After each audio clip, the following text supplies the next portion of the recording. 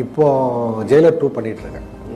அப்போ ரஜினி சார் கூட தான் சீனு. அப்போ ரஜினி சார் கூட பேசிட்டு இருக்கும்போது, சார் எங்கள் டீமுக்கு உங்கள் மேலே எங்கள் டீமுக்கு ரொம்ப கோவம் சார். இல்லை நீங்கள் நடுவில் கொஞ்சம் பார்த்துக்கணும் படம் பார்த்தீங்களா சார்? பார்த்துனே பிடிக்குமே, ரொம்ப நல்ல படம் இருந்துச்சு. அப்புறம் ஏன் சார் இல்லை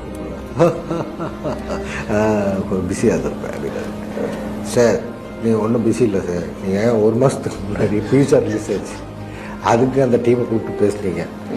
எங்கள் படம் ரிலீஸ் ஆகி ஒரு 2 மாதம் கழிச்சு சூதுகம் ரிலீஸ் ஆச்சு, அந்த டீமையும் கூப்பிட்டு பேசிட்டீங்க. எங்களை மட்டும்தான் சார் நீங்கள் அவாய்ட் பண்ணிட்டீங்க. நான் இமயமலை போயிருப்பேன் சார். நீங்கள் எஸ்கேப் ஆகிறதுக்கு சொல்கிறீங்க, பரவாயில்ல சார், எஸ்கேப் ஆகிக்கோங்க சார் அடிக்கடி. பியூட்டி நான் அவர்கிட்ட இதை பேசுனது ஒன்று, இந்த அளவுக்கு ஃப்ரெண்ட்லியாக பேசுறதுக்கு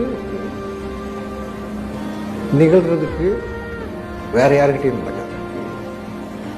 சேதுக்கிட்ட கூட நம்ம பழகிட்டா இருக்கோம், அதனால அந்த ஃப்ரெண்ட்ஷிப் இருக்கு.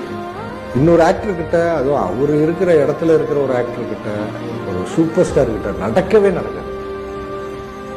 அவ்வளோ இயல்பாக அது நிகழுது. அப்புறமா ஒரு கிளம்பி போனதுக்கு தான் சொல்லுது, இது எப்படி நடந்துச்சு, நான் எப்படி அந்த உரிமையை எடுத்துக்கிட்டேன், அவர் எப்போ கொடுத்தாரு, இல்லை நான் எப்போ எடுத்துக்கிட்டேன், எப்போ அது அந்த அந்த ஒரு பாண்டேஜ் நிகழ்ந்தது, ஒரு ஃப்ரெண்ட்ஷிப்பாக, அது வந்து ஒரு அட்மைரேஷனா தெரியல.